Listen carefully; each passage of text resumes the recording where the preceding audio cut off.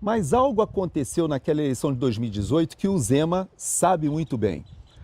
O Amoedo, no primeiro turno, ele ficou revoltado, especialmente com Minas Gerais. Por quê? Porque a campanha de Minas Gerais teve uma característica. O Zema, ele não tinha a menor chance de vencer o PSDB nem o PT ali em Minas Gerais, mas ele, ao contrário do que o Gilmar Mendes pensa, é um mineirinho extremamente inteligente. E ele fez o seguinte, ele foi fazendo a campanha, obviamente ele falava para os eleitores de Minas Gerais que o partido dele tinha um candidato presidencial, que era o João Amoedo, mas se você vai votar no Bolsonaro, o único candidato que nós temos aqui de direita realmente sou eu, ele dizia. Então, isso foi deixando o Amoedo irritado, por quê? Porque nos santinhos, inclusive em Minas Gerais, você tinha ali os candidatos, inclusive a governador, etc., mas na hora de preencher o nome do presidente ficava em branco, porque as pessoas entregavam o santinho, obviamente, colocava Bolsonaro para na época, acho que era o 17 o número do Bolsonaro, lá do PSL. Pois é, o que aconteceu? A Rede Globo chamou o Zema para o último debate antes do primeiro turno lá em Minas Gerais. E o Zema até então não participava de debate nenhum, mas foi convidado. E o pessoal, na época, eu imagino que o PSDB e o PT nem deram muita bola, mas ele foi muito bem no debate, mas aonde foi a virada? Foi no pós-debate, quando ele deu uma entrevista. E nessa entrevista ele reafirma isso, dizendo, olha, se você vai votar no Bolsonaro, olha, eu sou o candidato da direita. E criou aquela ideia do Bolsozema. O que aconteceu? Ele derrota o PT no primeiro turno, vai para o segundo turno contra o PSDB, que eram as duas forças históricas em Minas, e ele realmente veste a camiseta do Bolsonaro ali no segundo turno, Bolsonaro disputando já depois de ter tomado a facada, e esse Bolsozema vence o PSDB em Minas. E qual foi a experiência que o Zema passou ali em 2018, que ele é inteligente e sabe que ele não pode reproduzir e repetir? É que o João Amoedo, quando perde no primeiro turno, obviamente ele não tinha expressão, ele pensava realmente que poderia ter um resultado de ser o candidato reconhecido pela direita, mas ele estava iniciando. Os meus amigos, parentes, etc., que votaram nos candidatos do Novo, todos diziam, olha, esse partido ele é promissor. Esse tal de João Amoedo pode ser que no futuro seja até um bom candidato, mas agora é lógico, a gente pode até votar no deputado federal que você está indicando, deputado estadual que você está indicando, o governador que você está indicando, mas para presidente é lógico que a gente vai votar no Bolsonaro. Isso aconteceu em Minas também. E aí o que ocorreu? O João Amoedo ele não apoiou o Bolsonaro no segundo turno, embora ele tivesse um governador, pela primeira vez o Partido Novo teria a chance de ter um governador, disputando o segundo turno com a camiseta Bolsozema. O João Amoedo ficou tão irritado com essa situação que o Zema vence o segundo turno e ele não vai sequer à posse do Zema. E logo depois ele passa a ter uma postura à frente do Diretório Nacional, que inclusive ocasionou a saída de grande parte, e numa primeira leva, depois uma segunda leva, os conservadores deixaram o Partido Novo. E o que aconteceu foi que esses deputados que tinham feito e tinham uma performance maravilhosa ali em 2018, quando chega 2022, nós já estávamos com o Partido Novo quase que 100 candidatos a deputado federal com chance. Por quê? Porque o partido se transformou num partido contra o Bolsonaro por causa da liderança do João Amoedo. Ele acabou sendo expulso do partido, é verdade. Mas o ressentimento dos bolsonaristas, com razão, ficou registrado por causa daquela postura do partido se colocando como oposição. No entanto, os votos dos deputados federais ali no Congresso eram muito mais aderentes às pautas do governo, e posso até dizer mais fiéis, votavam mais governo do que o próprio PSL, e depois o Bolsonaro muda para o PL, tenta primeiro formar o seu próprio partido, não consegue, e vai para o PL e cai. Sai do Bivar e cai no colo do Valdemar. Dois partidos de centro que integravam o Centrão, o PSL era um partido ridículo, que depois da saída do Bolsonaro é obrigado a se coligar. E aí ele junta e transforma naquilo que a gente chama hoje de União Brasil. Então vocês vejam que a direita, ou a centro-direita, ou o centrão, que tem uma base de eleitores mais conservadores, eles já querem surfar a onda Bolsonaro há muito tempo. E o Zema surfou a onda Bolsonaro para vencer em Minas lá em 2018. Ele sabe disso. E ele sabe que o Partido Novo foi destruído. Vocês sabem uma coisa que aconteceu que pouca gente prestou atenção? Em 2020, o Zema era o governador. O Minas Gerais, para quem não sabe, é o estado do Brasil com a maior quantidade de municípios. Não existe nenhum estado no Brasil com mais municípios do que Minas Gerais. São mais de 800, eu creio que na ordem de uns 850 municípios, bem mais do que São Paulo, por exemplo. Esses 850 municípios, vocês sabem quantos prefeitos foram eleitos do Partido Novo, já com Zema sendo governador e tendo sido eleito ali, derrotando o PT e o PSDB ali em Minas? Zero. Zero prefeitos. Sabe quantos vereadores? Zero vereadores nessas cidades todas. Por quê?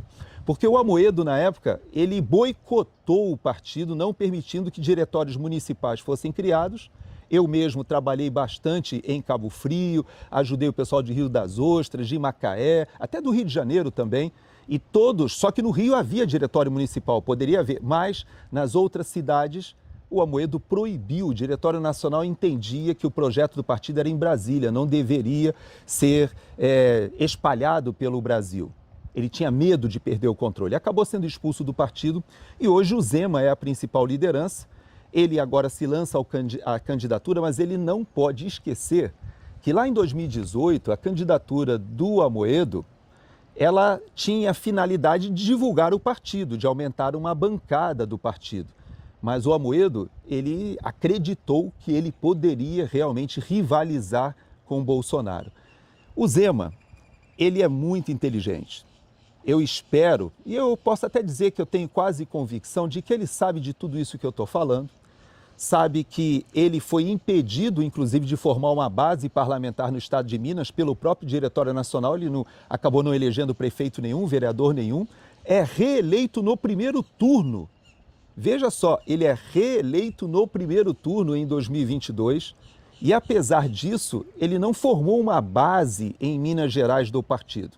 Então ele sabe que no âmbito nacional, a projeção dele é muito pequena e mais ainda, ele sabe que ele surfou na onda Bolsonaro em 2018 e, obviamente, em 2022 ele foi reeleito pela competência da administração. Ele, de fato, deu exemplo, não foi para o palácio, alugou lá um apartamento, o salário dele de governador ele doava, até uma atitude meio parecida com a do Trump aqui nos Estados Unidos, que faz exatamente isso, né? Ele é o único presidente dos Estados Unidos que já fez isso no primeiro mandato, está fazendo no segundo mandato, ele está saindo mais pobre do mandato do que entrou. Claro que o pobre que eu estou me referindo, ou seja, menos rico, digamos assim. Porque todos os outros presidentes, se você olha a declaração de bens, etc., eles saem bem mais ricos do mandato. E o Trump é o oposto, ele não precisa de dinheiro. É a mesma coisa o Zema. O Zema era um empresário bem-sucedido e ele sabe que ele foi reeleito pelos seus méritos, mas ele também sabe do peso do nome Bolsonaro. Então muita gente diz assim, poxa, mas por que você quer que o Zema seja o vice do Flávio? Esse é um outro assunto, mas eu vou explicar. É o meu sonho. Meu sonho é que a gente tivesse uma chapa puro sangue. O que eu chamo de chapa puro sangue? Uma chapa que deixasse o Centrão como caudatário do Poder Executivo. E eu sei que muita gente vai dizer, não, mas ninguém governa sem o Centrão. E eu concordo, ninguém governa sem o Centrão.